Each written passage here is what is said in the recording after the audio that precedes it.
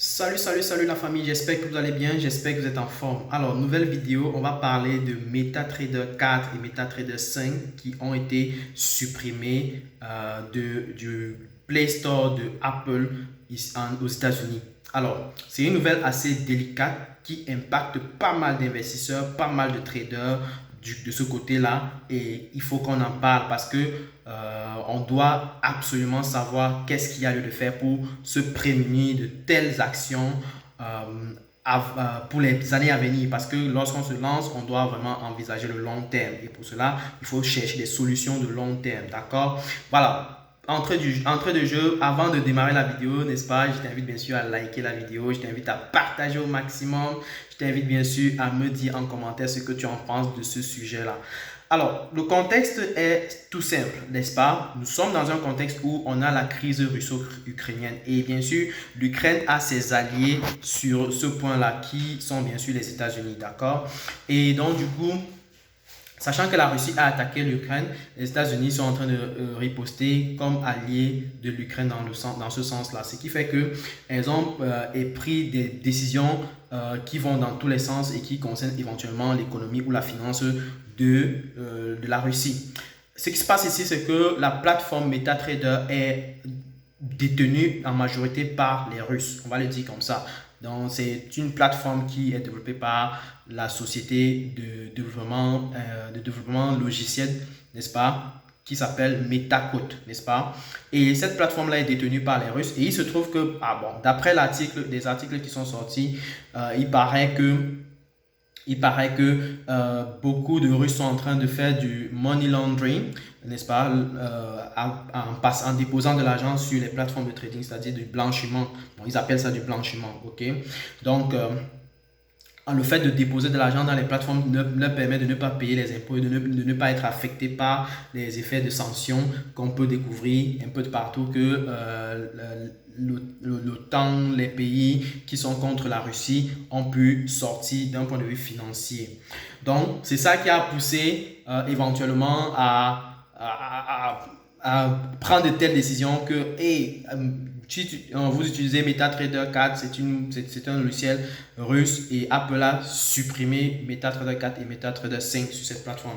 La question qu'on doit se poser, c'est qu'est-ce qu'on fait dans ce cas-là? Est-ce que ça ne va pas arriver pour ceux qui sont du côté de l'Afrique, pour ceux qui sont dans les autres pays? Et est-ce que ça ne va pas arriver aussi sur Android? Parce qu'il faut rappeler que Android est également une plateforme américaine, ok? Il faut garder ça en tête. Android est détenu par Microsoft, ok?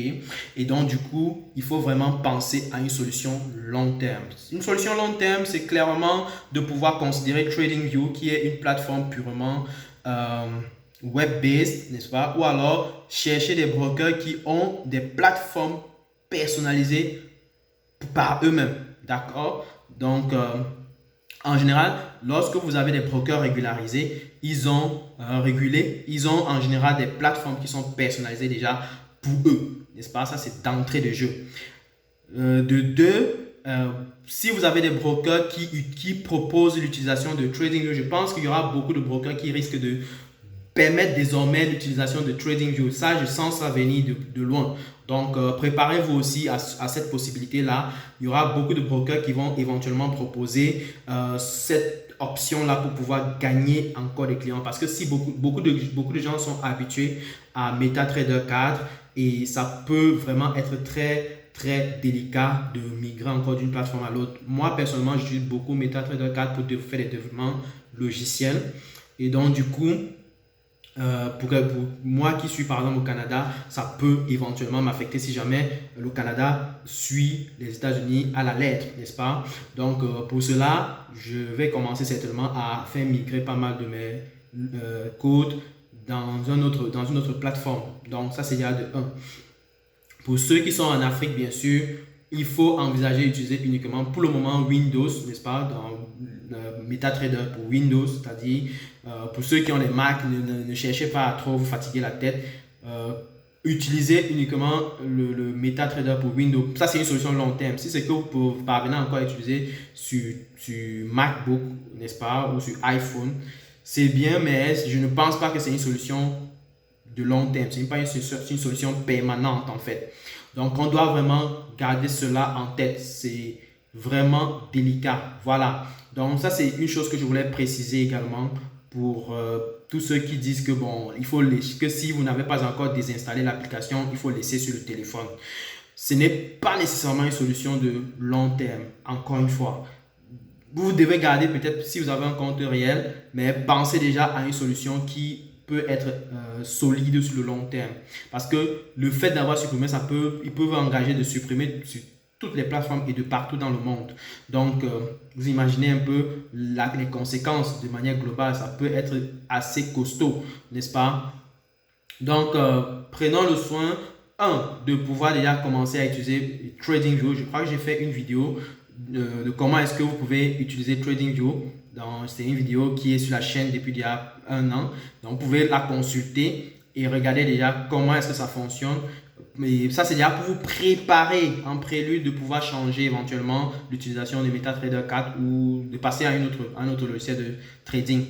Donc, de deux, vous devez éventuellement vérifier du côté du broker comment est-ce qu'il se comporte. Est-ce que le broker envisage ou alors est-ce que le broker a une plateforme personnalisée par web-based qui est utilisée par elle-même, qu'elle propose, et est-ce que le broker envisage de proposer TradingView aussi. Donc ça, c'est les prochaines choses qu'il faut intégrer désormais lorsqu'on va choisir un broker pour les prochaines fois. Donc voilà, ça permettra éventuellement d'avoir quelque chose de solide sur le long terme et bien sûr de rester gagnant. Allez, on ne lâche pas, surtout pas, c'est pas une nouvelle comme ça qui va nous lâcher. Et donc restons concentrés. Si vous avez des questions par rapport à ça, lâchez-le en commentaire, likez la vidéo si vous avez aimé et surtout partagez au maximum pour que ça puisse aider les autres à comprendre désormais qu'est-ce qu'il y a lieu de faire. Et troisième chose, bien sûr, n'oubliez pas de nous dire en commentaire ce que vous en pensez. Allez, je vous souhaite une bonne journée, une bonne soirée et on se retrouve à une prochaine vidéo. Ciao!